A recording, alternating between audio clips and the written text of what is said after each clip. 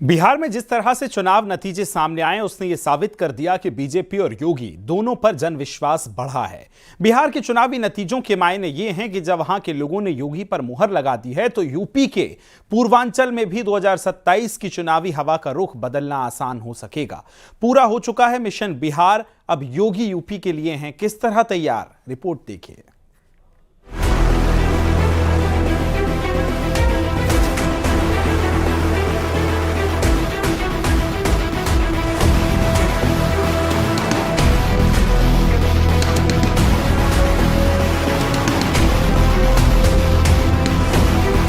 ये लोग नौकरी क्या देंगे जो पशुओं का चारा खा सकते हो। ये केवल अब गरीब का राशन हड़पने के लिए धोखा दे रहे थे, लेकिन देने का काम महागठबंधन करने जा रहा है। बिहार में एनडीए की 202 सीटों वाली प्रचंड जीत के बाद जैसे जैसे आंकड़े सामने आ रहे हैं, उसकी समीक्षा बेहद दिलचस्प बनती जा रही है। बिहार चुनाव के नतीजों को बारीकी से देखा जाए तो 2020 और 2025 में सीटों के अलावा हार जीत के मार्जिन में भी बड़ा उलटफेर हुआ है। खास तौर पर वो 31 विधानसभा सीटें जहां पर योगी आदित्यनाथ ने रैलियां की थी। अगर उन विधानसभा में हार जीत के नतीजों और आंकड़ों पर गौर करें तो तस्वीर खासी रोचक दिखती है। क्या ये कहा जा सकता है कि यूपी के मुख्यमंत्री योगी आदित्यनाथ ने बिहार के बहाने 2025 में ही यूपी का 2027 वाला होमवर्क पूरा कर लिया है।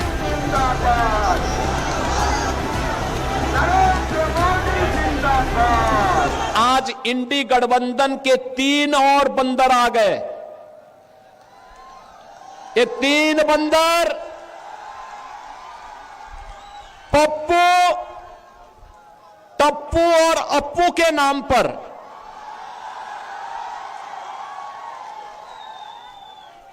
पप्पू, टप्पू और अप्पू के नाम पर।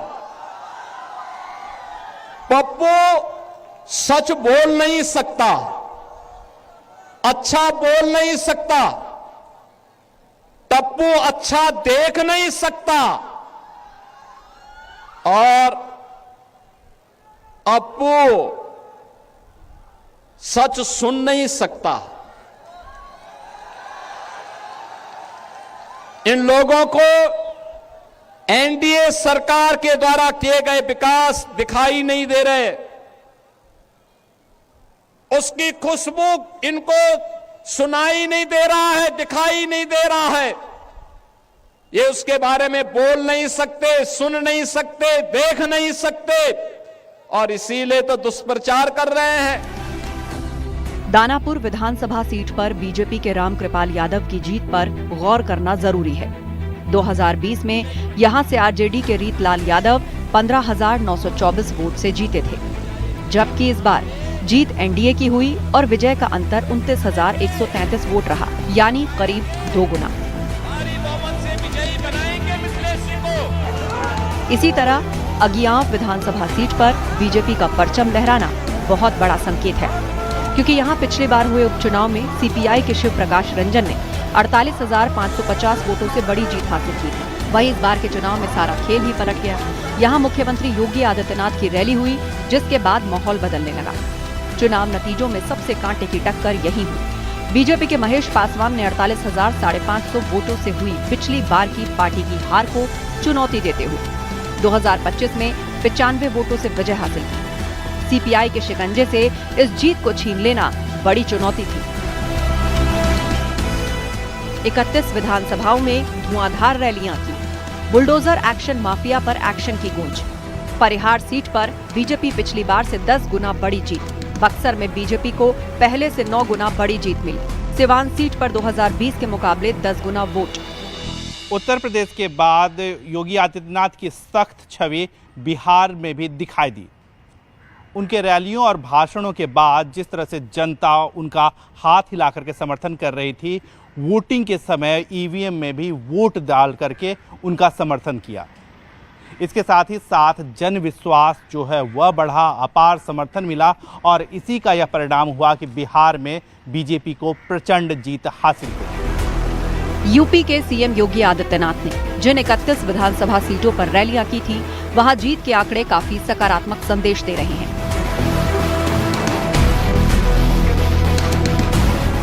2020 एनडीए महागठबंधन 20 सीटें 11 सीटें जीती। 2025 एनडीए 26 सीटें, महागठबंधन 5 सीटें जीती। योगी आदित्यनाथ की रैलियों की बात करें तो मुजफ्फरपुर की अगर हम उदाहरण के तौर पर समझें तो मुजफ्फरपुर में 2020 में कांग्रेस 5000 के लगभग वोट्स जीती थी और यहीं इस बार एनडीए के खाते में यह सीट गई और जीत का अंतर लगभग 32,000 का था। मतलब 6 गुना अधिक वोट से बीजेपी ने यह सीट जीती। इसके साथ ही साथ अन्य सीटों में भी यही हाल दिखा।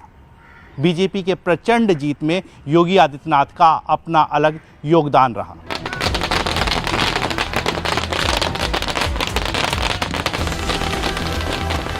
नीतीश कुमार जिंदाबाद। बिहार में चुनावी रैलियों के बाद आए नतीजे इसकी गवाही दे रहे हैं। योगी के बुलडोजर ब्रांड वाली राजनीति को बिहार के लोगों ने कुछ खास वजहों से पसंद किया है। दरअसल 90 के दशक में बिहार की कानून व्यवस्था खस्ता हाल थी।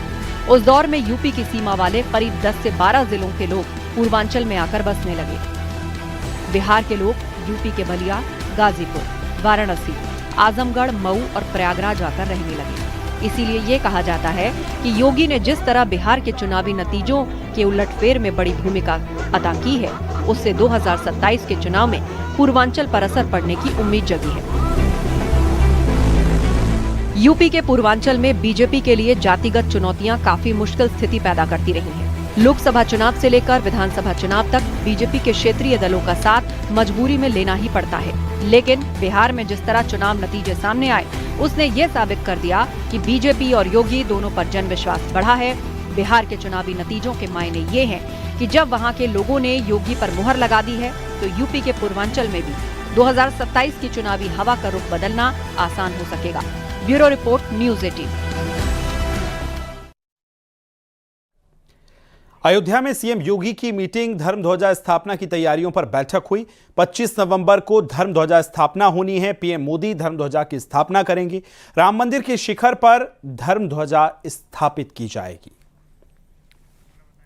तो तस्वीरें आप देख रहे हैं, मुख्यमंत्री पहुंचे हैं और हनुमानगढ़ी में भी आज उन्होंने दर्शन किए, तो वहीं रामलला के दर्शन भी किए हैं और साथ ही धर्म ध्वजा स्थापना की तैयारियों को देखा है, बारीकी से परखा है, निरीक्षण किया है। जिस तरह से वो हमेशा किसी भी कार्यक्रम से पहले वहां पहुंचते हैं, तैयारियों का जायजा लेते हैं और मौका बड़ा है क्योंकि प्रधानमंत्री भी पहुंच रहे हैं और धर्म ध्वजा की स्थापित उसको खुद प्रधानमंत्री करेंगे अपने कर कमलों से। कार्यक्रम की समीक्षा की है। पहली तस्वीर ध्वजारोहण का रिहर्सल देखा है और हनुमानगढ़ी में दर्शन किए हैं। ये 3 तस्वीरें मुख्यमंत्री योगी आदित्यनाथ की अयोध्या दौरे की हम आपको दिखा रहे हैं।